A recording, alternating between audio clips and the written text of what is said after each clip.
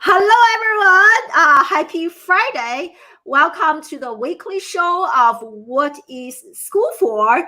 This interview is inspired by my dear mentor, talking about mentors, and Seth Golden, and who really encouraged me and challenged me to ask this question: what is the purpose of going to a school?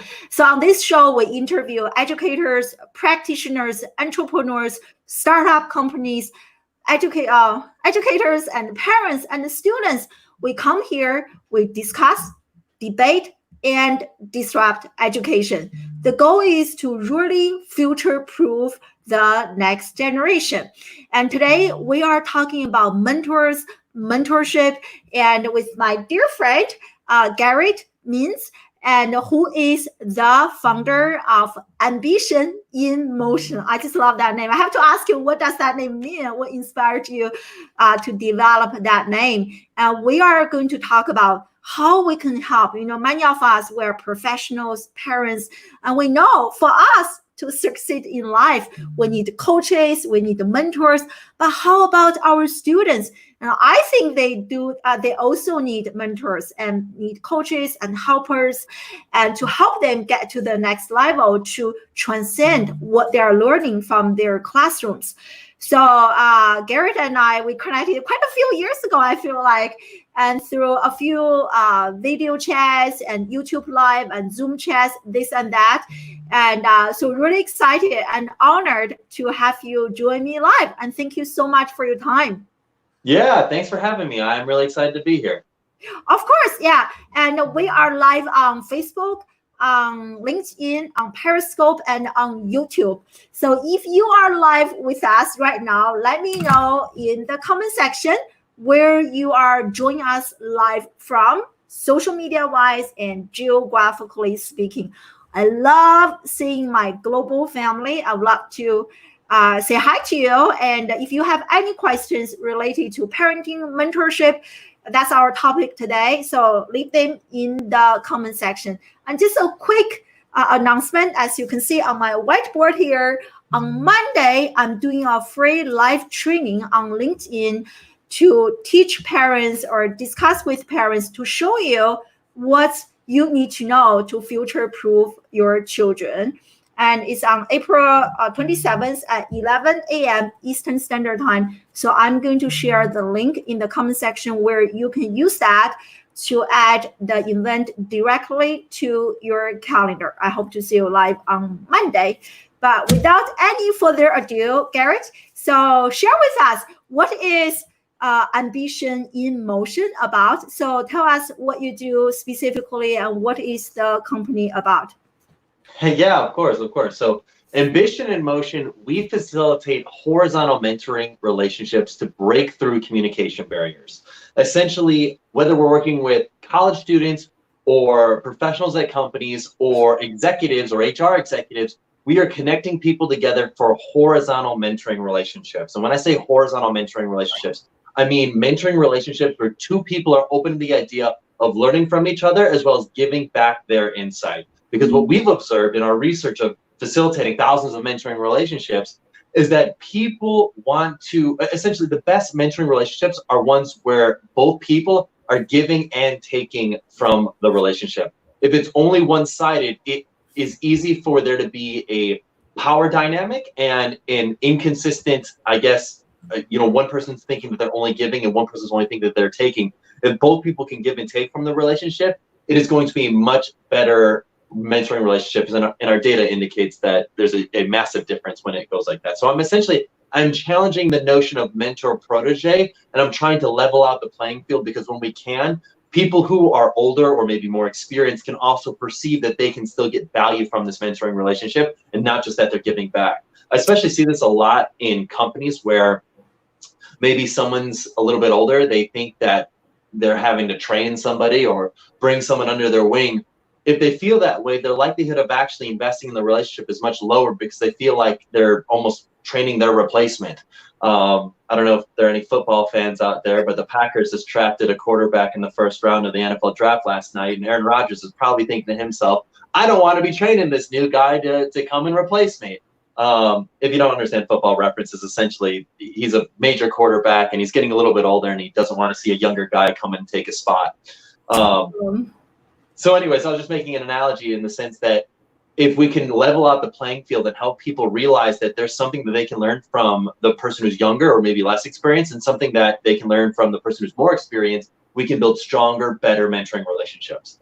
Oh, I love that on so many levels. One reason I left traditional academia was I really don't enjoy seeing and perpetuating this sage on the stage model. As students, we can learn so much from our students.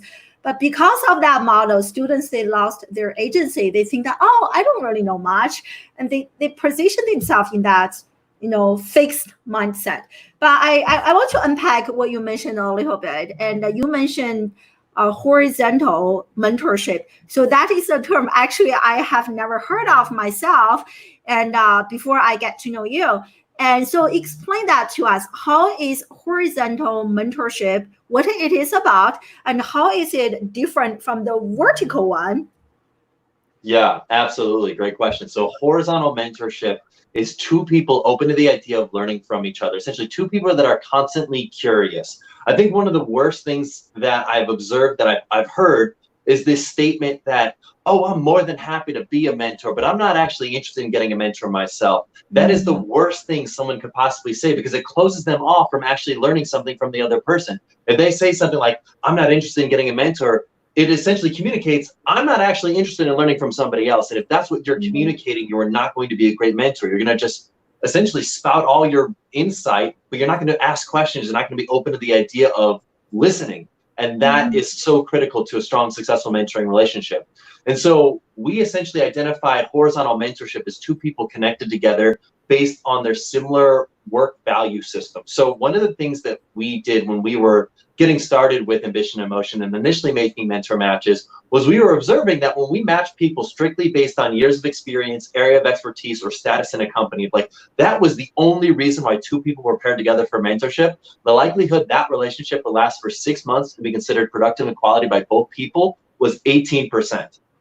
Wow. And that's horrible. I was like, whoa, I was stunned by this. And so what we ended up doing was we ended up partnering with some industrial and organizational psychologists, and we tested out to see if there was a psychological reason that some people would get along for a mentoring relationship while other people didn't.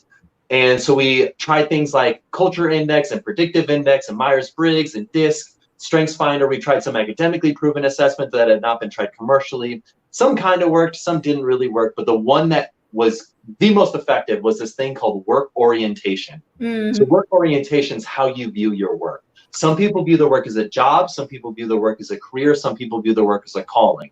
And just to elaborate, someone views the work as a job, their focus is on work-life balance. Career, their focus is on professional growth. Calling, their focus is on how does my personal and professional mission align. There's not a right or wrong work orientation, and it's fluid, meaning it can change throughout your life.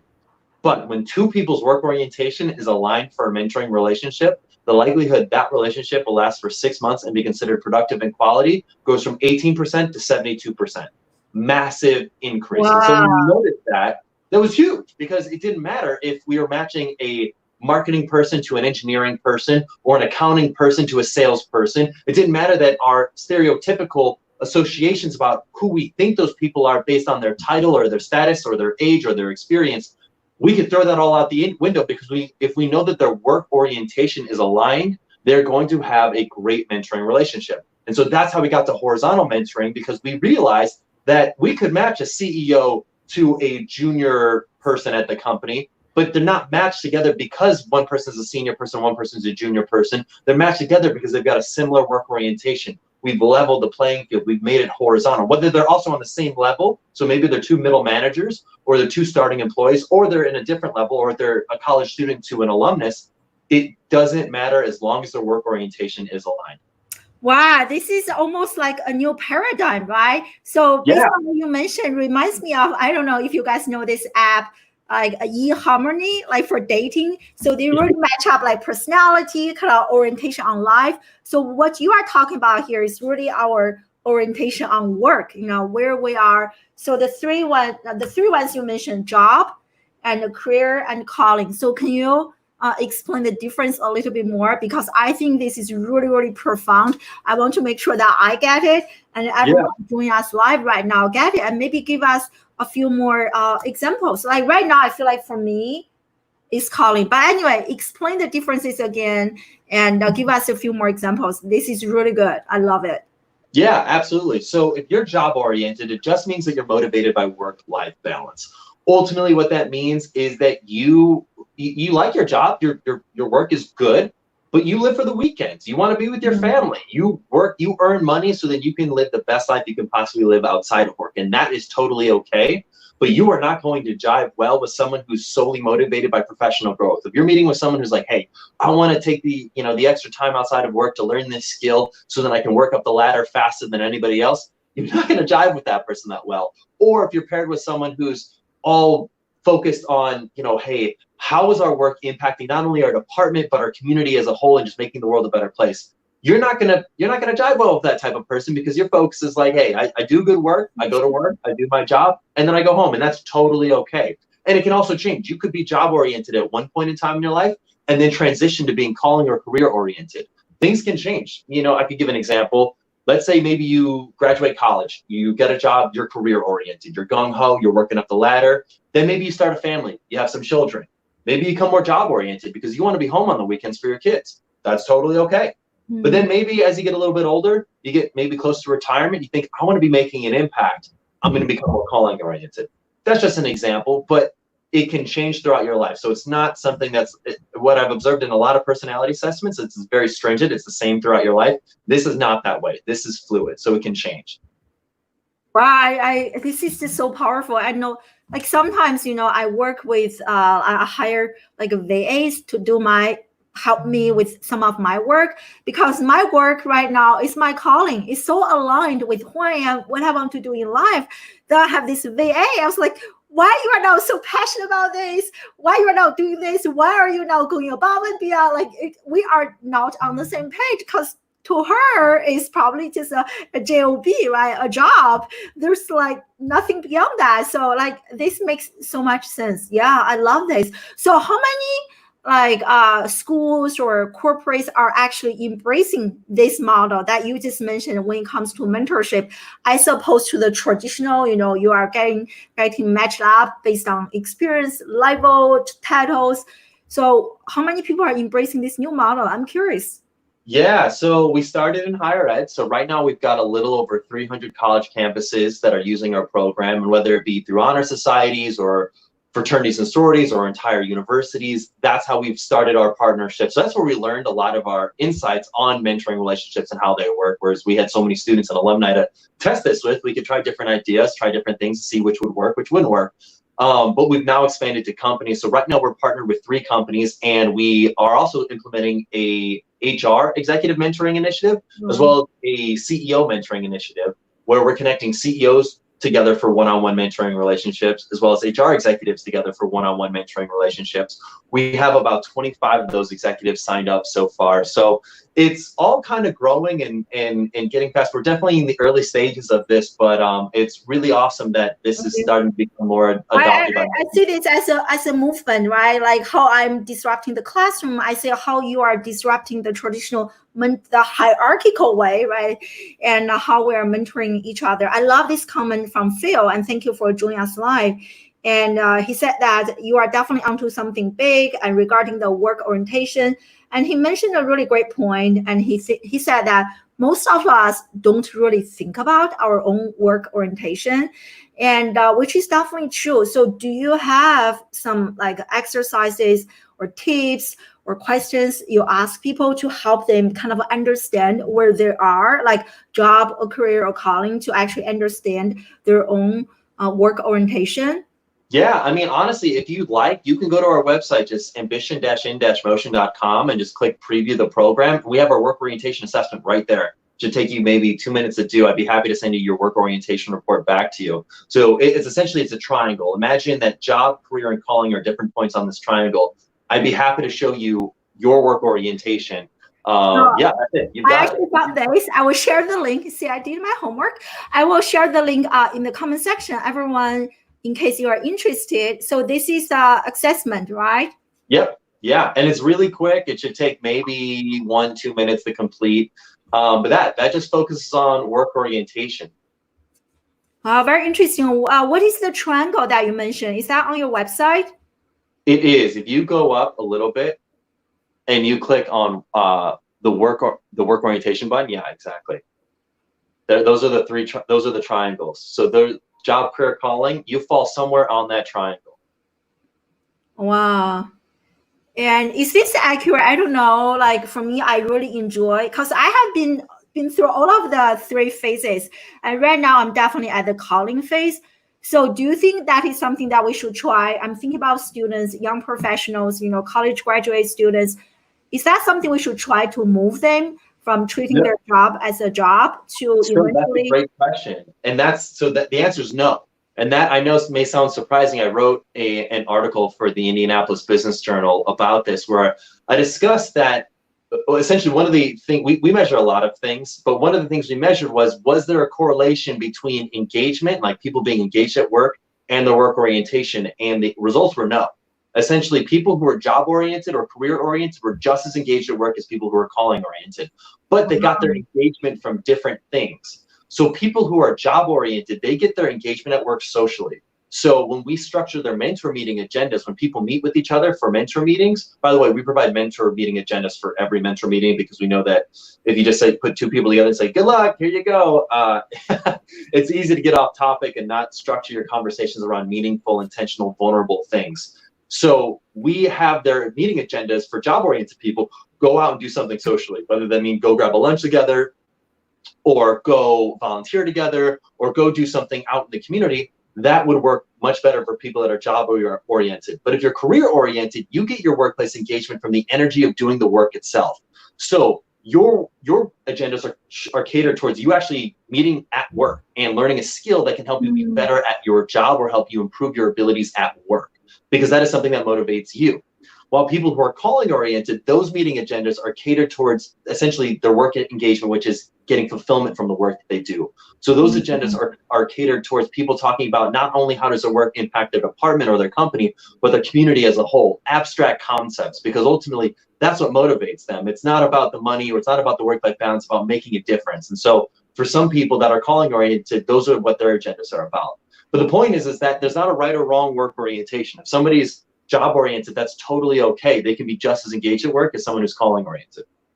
Wow, I love this. And what you just described under the calling, it is really where I am now, trying to make a difference in parenting and in the education space. Very interesting. So does this also correlated in some way or fashion and with a person's personality? So to do this, do you have to kind of understand?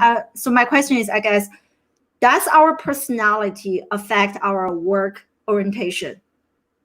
At the moment, we don't have that data. So that's a great question. Right now, we don't have that information. So we're still building that. And yeah, I can't definitively say that there's one personality that is more indicative of being one type of work orientation than another. Now, I will say that the difference between work orientation and personality is that personality is typically the same throughout your life. I believe it's like from age 12 on, your personality is going to be pretty much very similar throughout the rest of your life, whereas work orientation is fluid. So for right now, we don't have much data to say that one personality favors one work orientation type than another. Yeah, totally. Yeah. Everyone seems to be really interested in this model. I'm going to share the link in the comment section.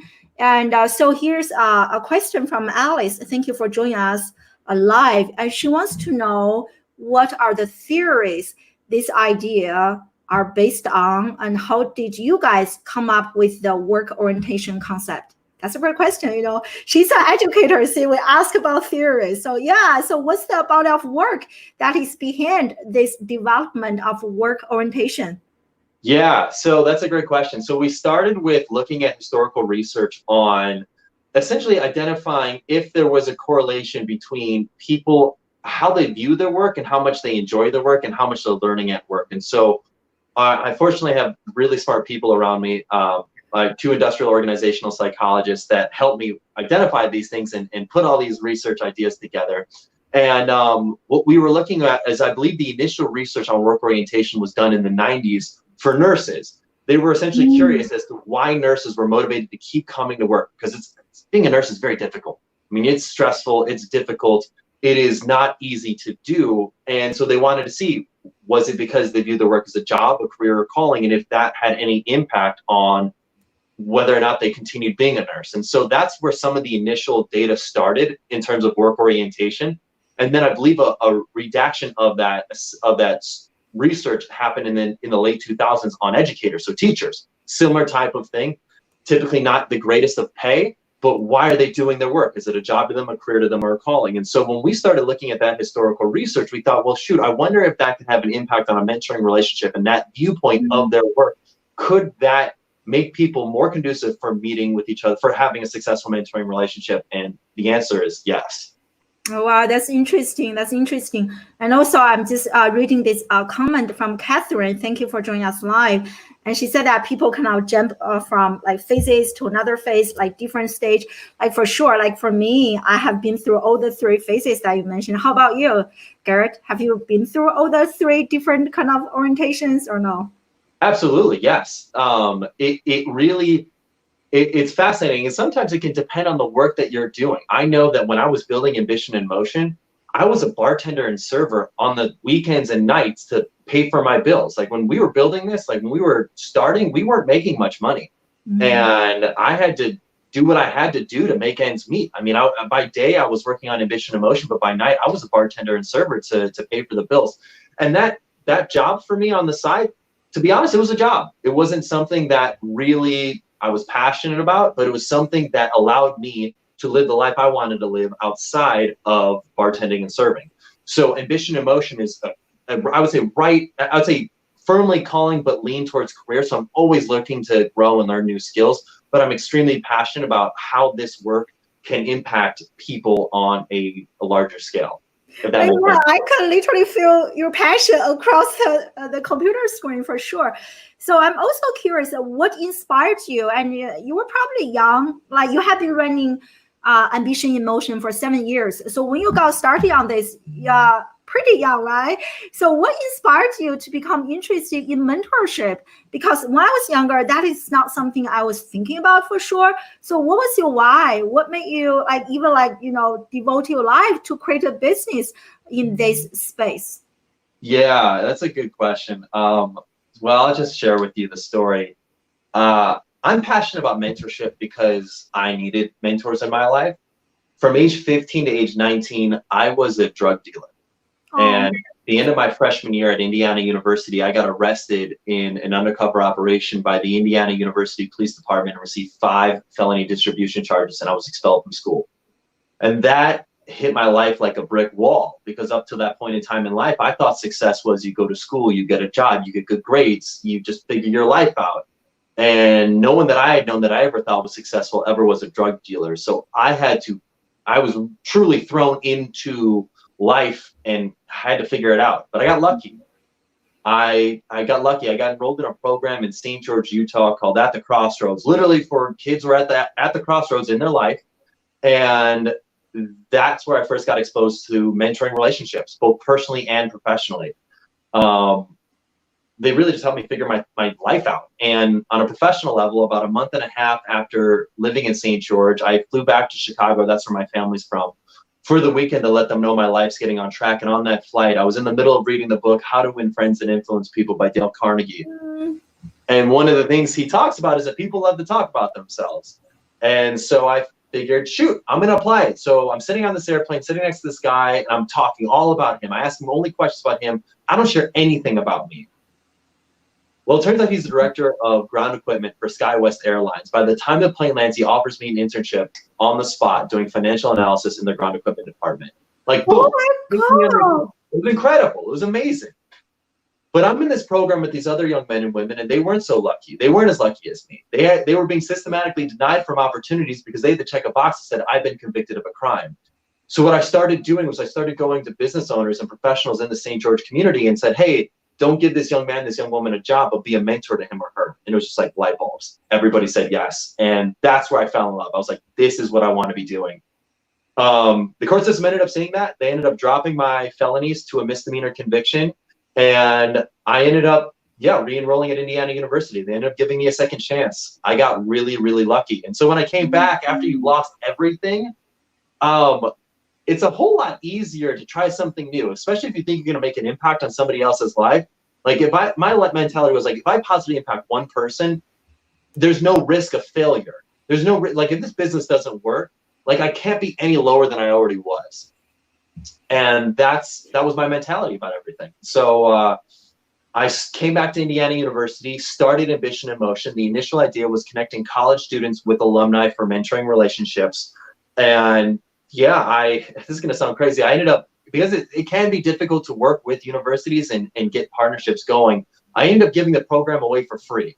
And that's how we scaled it to a little over 300 campuses and facilitated thousands of mentorships and learned all this insight about work orientation and horizontal mentorship. And yeah, that's how we got to working with companies and kind of doing what we're doing today, and executive horizontal mentoring, EO mentoring, and yeah, that's it. That's incredible. I mean, like, you almost got my eyes tearing. Who is inspired by this story? Let me know in the comment section. Definitely give him some hearts. Wow, that is quite a transformation. Quite a story. Thank you for sharing. Yeah, I think oftentimes, in life, we need a wake-up call, right? Like you feel like something is happening in your life that is so dramatic, so traumatic, that the soul is finally awake. And that's kind of, for me, is mid-age crisis. I had a moment like that. I was like, what is my life about? Then I really started to leave the job and the career phase to enter the calling phase. So it's really interesting and inspired to hear your story. I'm curious, from a business operation point, you mentioned if you are giving away the program for free, especially in the early years, how did you support yourself financially? I was a bartender and server on the nights and weekends. So the side, okay, I was a bartender and server on the nights and weekends to pay for rent while I was just paying. I knew that this was what I wanted to do, and I knew this is how I wanted to do it. And especially when I learned that traditional vertical mentoring relationships didn't work. So when I realized that just matching people on these transactional metrics, like years of experience, area of expertise, or status in a company, like when I started noticing that didn't work, but every other mentor program was predicated on this notion, I realized that there was an opportunity, and I was willing to put in the time and the effort and the grit to do what it took to make a business model work. And I think that there's a lot of great mentor programs out there, but typically their focus is on automation and saying, hey, here's a technical platform you can use to, everyone can jump on, and, if you want to reach out, you can, and that's totally okay. But I just thought there's a whole lot more to valuable mentoring relationships than just having a platform. It's actually intentionally matching people and providing them with the agendas to make the most out of that experience. And that's what my focus was on. And so now, yeah, from a business models perspective, we started working with companies. We started working with executives and HR executives to match them together. And that's really helped us build our business. Yeah, I wonder, when you are first introduced this new paradigm in mentoring, talking about horizontal. So what are some of the barriers that when you are talking about this new concept to corporations, hey, the old model is not working, the automation model is not working, this is this new model. So what are some questions they ask you, how do they approach this new concept, new idea? Yeah, I mean, the biggest barrier is the status quo. Always is the status quo.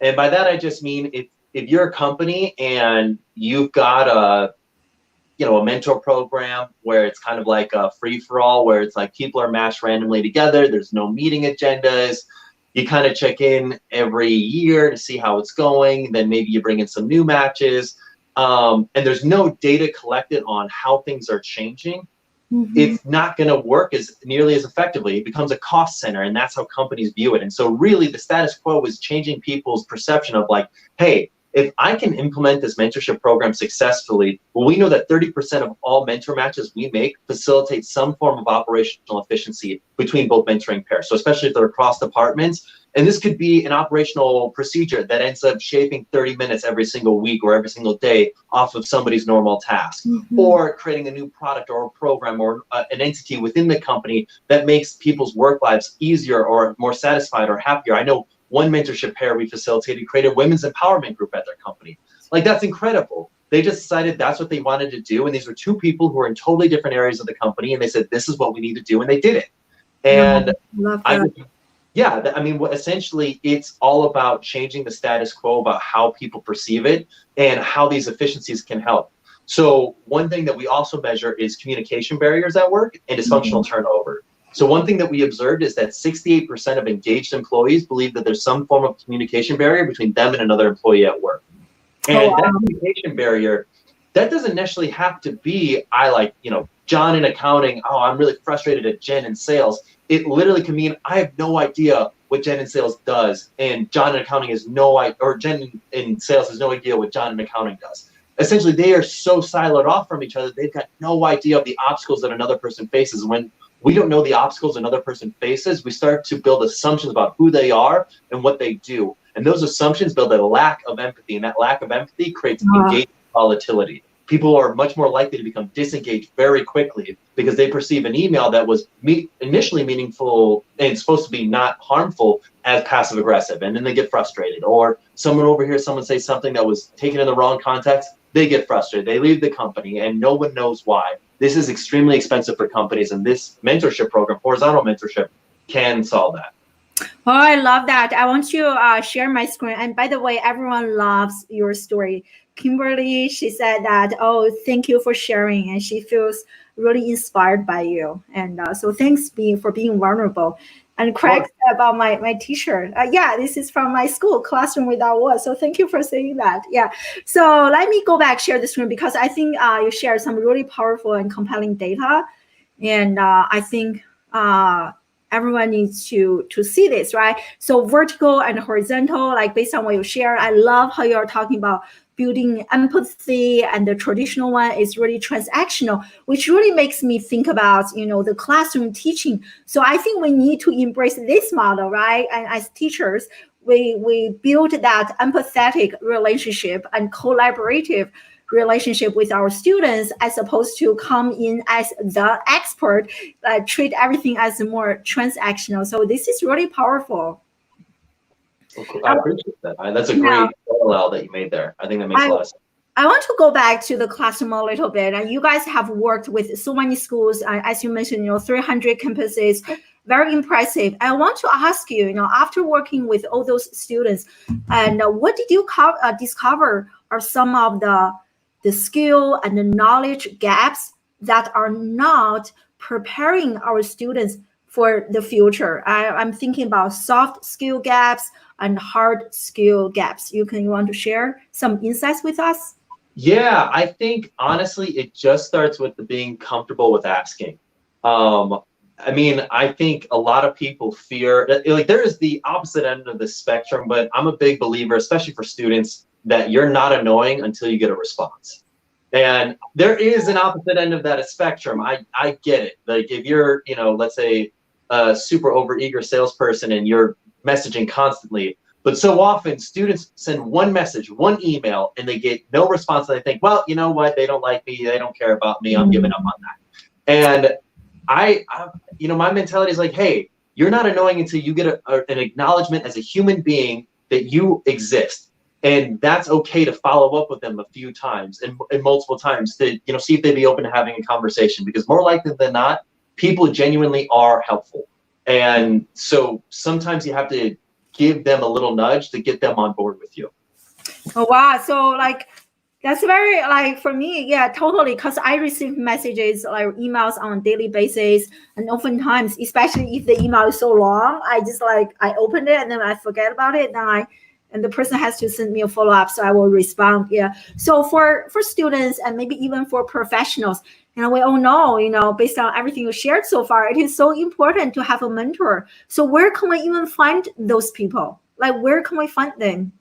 Absolutely. LinkedIn is a great spot. I'm a huge proponent of LinkedIn. I think LinkedIn is an incredible place. I think I was reading a post from Austin Belsack. He had mentioned that only 1% of the users on LinkedIn actually post content.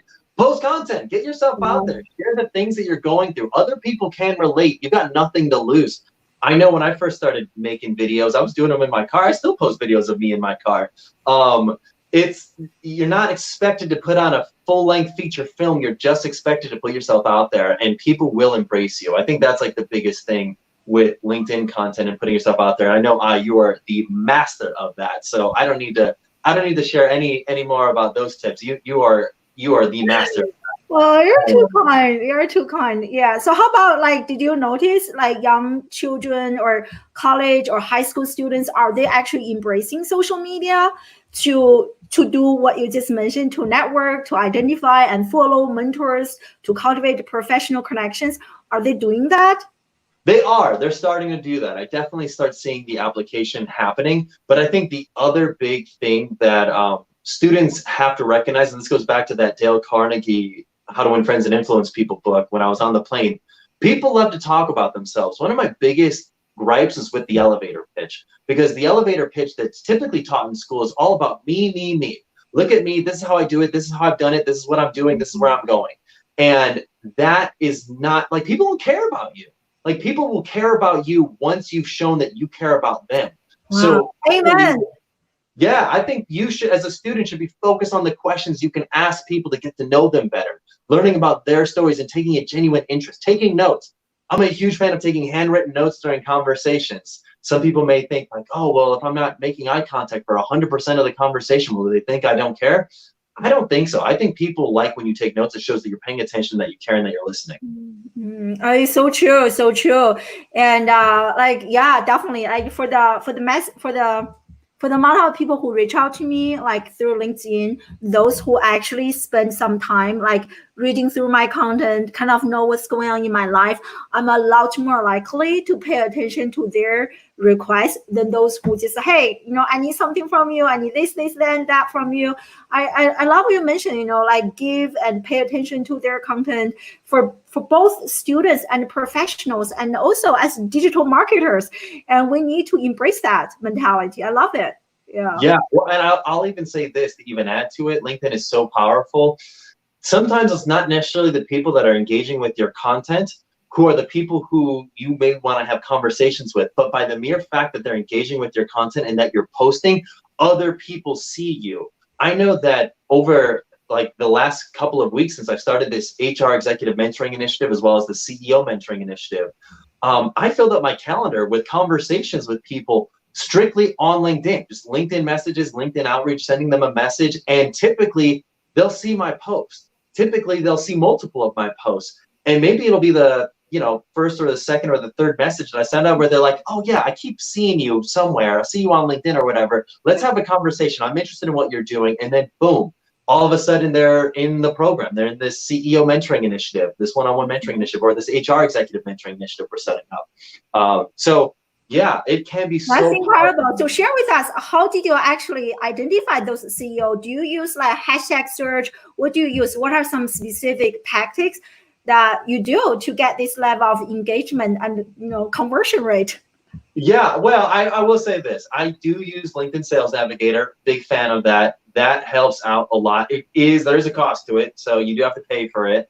I think if you've never used it, you can get 1 month for free. I'm a big fan. I highly encourage it. I mean, you can literally type in, I'm looking for CEOs in Indiana of companies between 11 and 500 employees, and I would like to connect with them. And then boom, it sends you a big list. And then you just, click connect and send a message and just reach out. So I really am a fan of LinkedIn Sales Navigator to target that. And then, I'm also a big fan of the voice message feature on LinkedIn. So you can send a voice message, like a voicemail, that sits in their inbox. And so you can just say, hey, this is Garrett. This is what I'm doing. I think you might be interested in this. If so, let me know. We can schedule a call for next week. And a lot of people are very receptive to that. Then they feel like, wow, this is a personal message from this person. Yeah, I love that. Voice, or even like, when you are properly dressed, you can do even like a video. I have been using that a lot.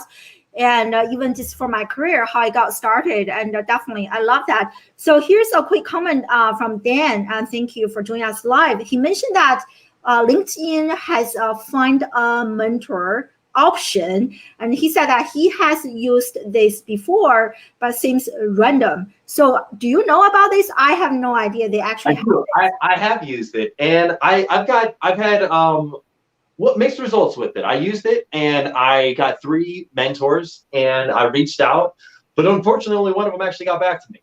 And so that was, the experience, and the conversation I did have. I thought it was nice, but it was difficult. And to be honest, the guy that I was matched with had no idea that this was going on. So, I mean, we still built a good relationship. It was really nice. It was a good time, but I think that there's a lot of room for improvement in terms of structuring meeting agendas to help formulate and help people achieve what they want to achieve from their mentoring relationship, but also matching them strategically based on that work orientation, that horizontal mentoring component of it. Probably right now it's based on your field of interest, how many years of experience. But I think everyone should embrace this work orientation. So powerful. So here's a quick question from Pam. Thank you for joining us live, my dear. And she asked, and I guess this is in terms of cold calling, cold emailing, and do you recommend, using written content or doing video? You mentioned voice. How about like written content or video? All the above. I just posted an article today. You turned me on to documents. Those have been fantastic. I'll create a PowerPoint document. I typically post them on Wednesdays. I'll post an article on Friday on LinkedIn. And yeah, video content. I'll typically post a gratitude video on Monday for somebody I'm grateful for. And then Tuesday, I'll give a shout out to a guest speaker we've had on one of our workshops. And yeah, Thursday is my comment day. So Thursday, I set an internal goal of commenting on at least 10 other people's posts sometime throughout the day, because comments are also powerful on LinkedIn because it shows up on other things. It'd be like, Garrett Mintz posted on this post. And then that influencer will, potentially re-engage with me. And, but yeah, I think if you're putting yourself out there, you're trying to schedule more meetings with more people. I think LinkedIn's such a powerful tool. And then getting yourself obviously outside of LinkedIn. So I'll write articles for the Indianapolis Business Journal, for Medium. I'll write on our website. I'll create YouTube videos. I will post other content in other places. So I'm getting myself out there in more ways. And then just consistent posting on social media and resharing a lot of the things that I've created has been really helpful. But I'm not the expert on that. I is definitely the expert on. Oh, you're too kind. Yeah. I am not the expert. I'm still very much learning all of these things, but these are like tips and tricks that I've learned from people like or Frank Mangert or Austin Belsack or Adam Posner. There's so many people that are doing so many cool things with so many different pieces of content and mediums. Jordan Paris is another one. So I'm grateful for all the things that I have learned from all these great people on LinkedIn and social media that have helped me get my word out there. Totally. And you're talking about the commenting. I treat commenting as a strategy. It is literally my strategy to get Seth Godin's attention, get Mark Schaefer, everybody's attention who I want to cultivate a meaningful professional or mentorship or like a connection. And it is so powerful. I love how you actually have an agenda. Oftentimes, I really wish, I wish our students, they knew how powerful this is. And it really hurts me when I discover that there are schools, they ban social media. I mean, even high school, I was like, high school is the age that you need to be more exposed. I feel like we need more people like you. Maybe this is something that you can think about to add to your program, to actually coach educators to actually how to teach their students, how to use social media, become more digitally savvy. Like as you mentioned, and my life and people I work with, my life is changed because of LinkedIn, Twitter, all the content that I have put it out there. Think about it. If our student, they can create like a video of something they're passionate about, or they can use LinkedIn document to create a resume, how amazing that is. And people will discover them. And I'm really, I can talk about this forever. I'm really passionate about this. Yeah. And so here's another question from Dan. He asked, oftentimes, is there an ideal stage in terms of our career to find a mentor? So some people, he said that they don't even know. That question is right now. The answer is right now. Right now is the time to get a mentor. And in 6 months is the time to get a mentor. Always have a mentor. It's like, as the adage says, the best time to plant a tree was 20 years ago. The next best time is right now. Mentors can help you immensely, and mentors don't judge you based on where you're at. So sometimes I'll hear this from students that'll say, hey, I want to wait till I get to that career fair to see how this thing goes, and maybe I'll get that job offer, and then I'll reach out to my mentor. And it's like, no, reach out right now. You've been paired with this mentor. This mentor wants to give you back insight.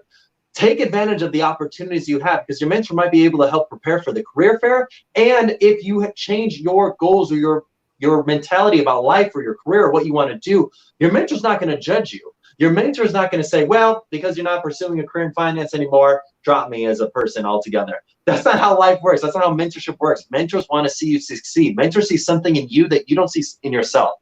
And so they can help you get to where you want to be. And so if you're thinking about when is the right time to get a mentor, it's right now.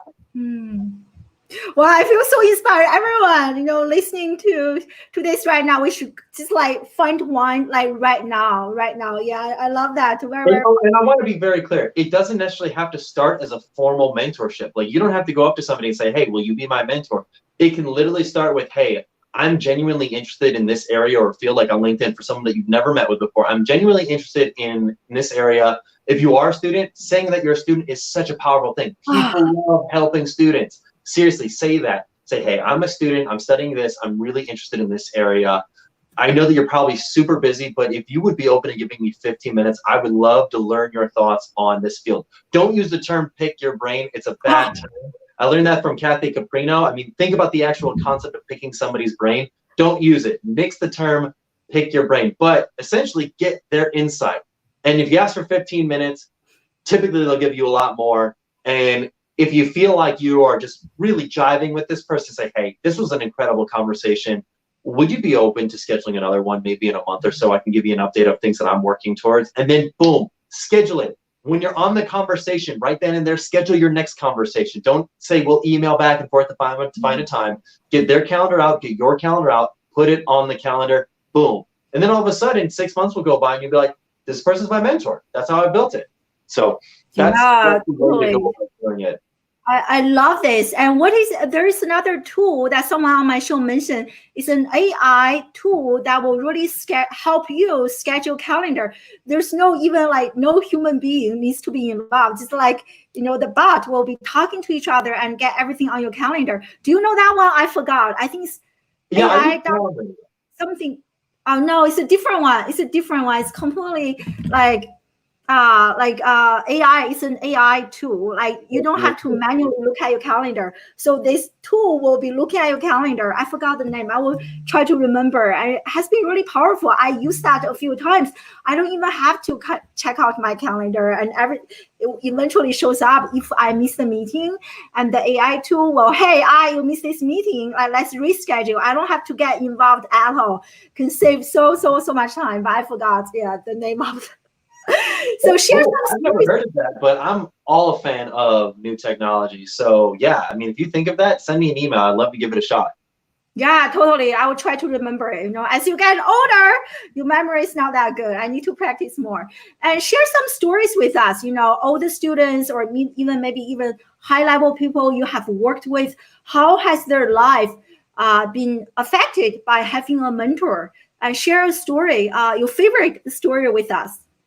Yeah, there's a lot of. Oh, I'm sure. Stories. Well, one, I know this is like a corporate one, but I think this really outlines this notion that horizontal mentorship can be so effective. I matched two guys from a company together. One's the director of training and development. The other one's in accounting. The guy in training and development, he's 56 years old. The one in accounting, he's 33. So they're totally different departments, totally different areas, totally different ages.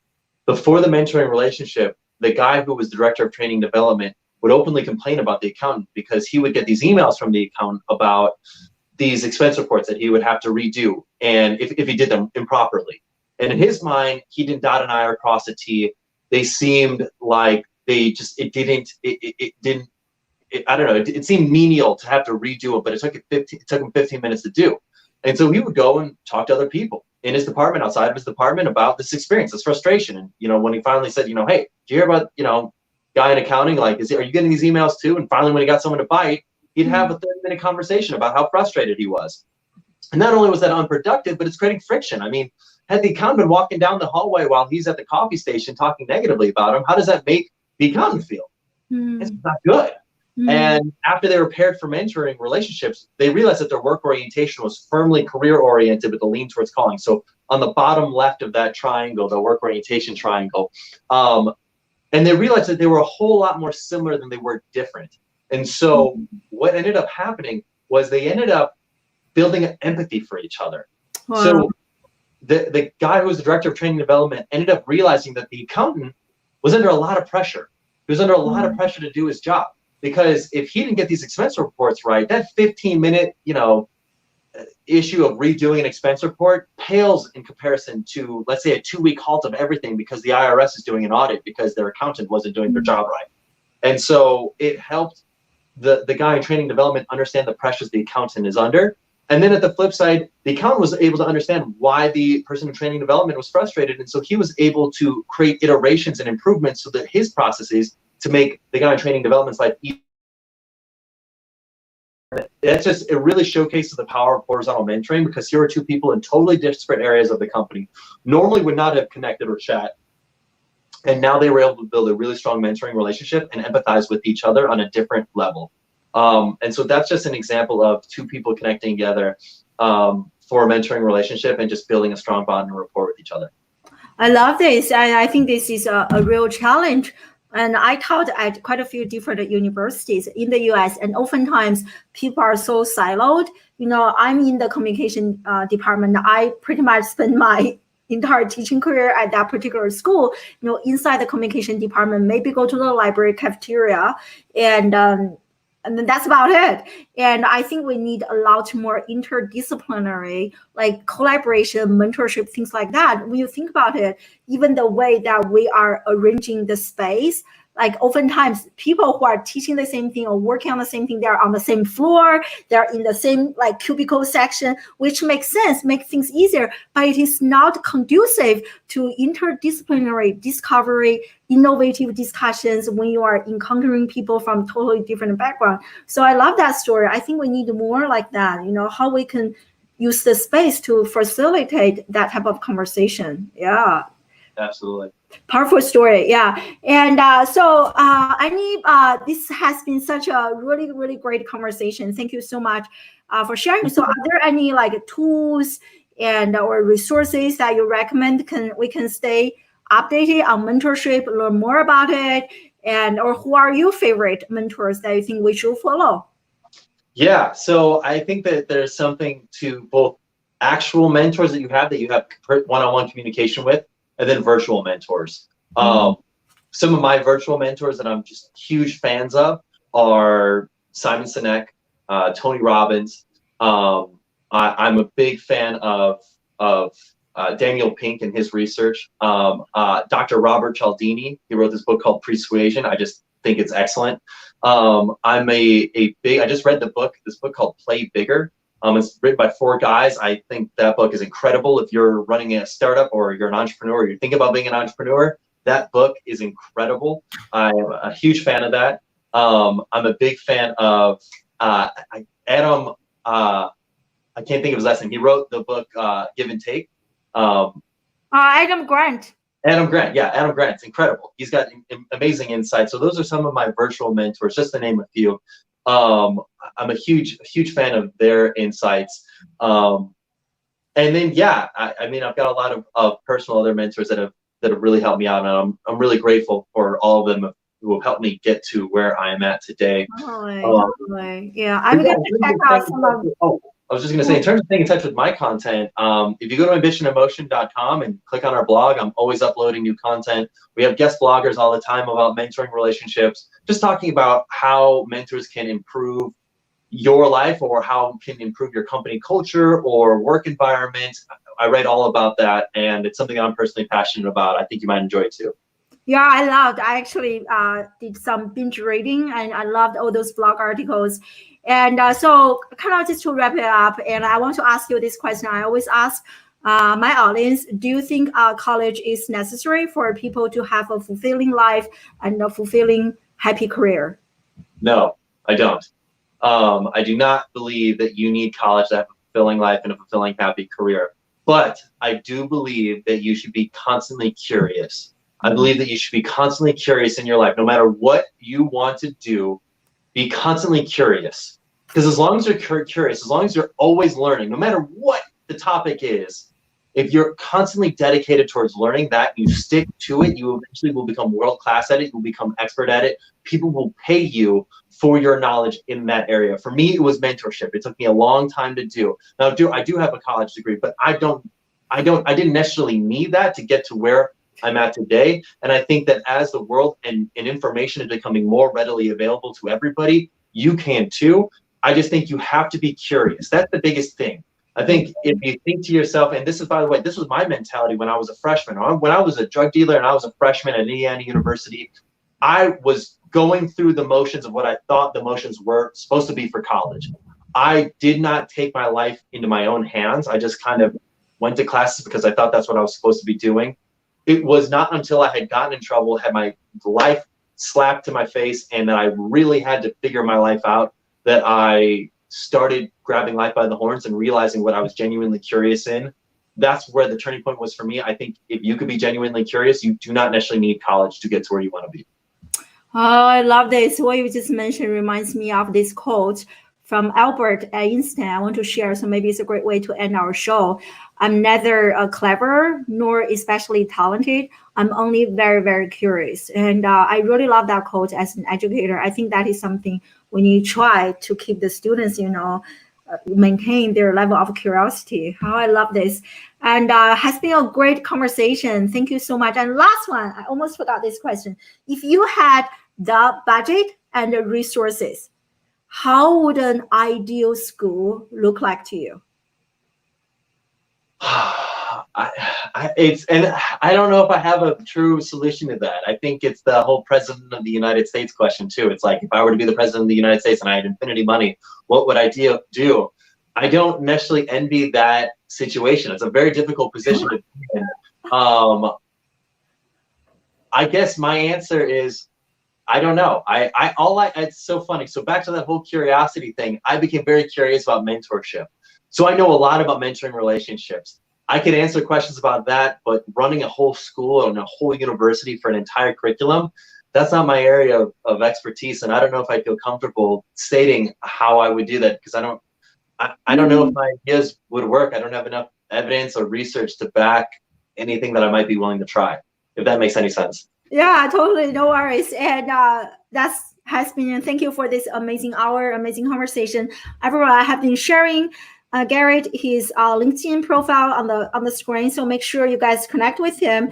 And this is their website. I have also been sharing, and definitely check out the blog articles. I'm in love with this horizontal mentorship and the work orientation. It makes so much sense. And I can't wait to let my husband do the assessment to see where he is. And so thank you again for a great conversation, Garrett. And thank you so much, everyone, for joining us live on Friday. And I hope you guys are good. And I hope to see you guys again next Friday, same time, same location. Stay safe, everyone. Thanks, I see you. Bye. That's great. Thank you so much.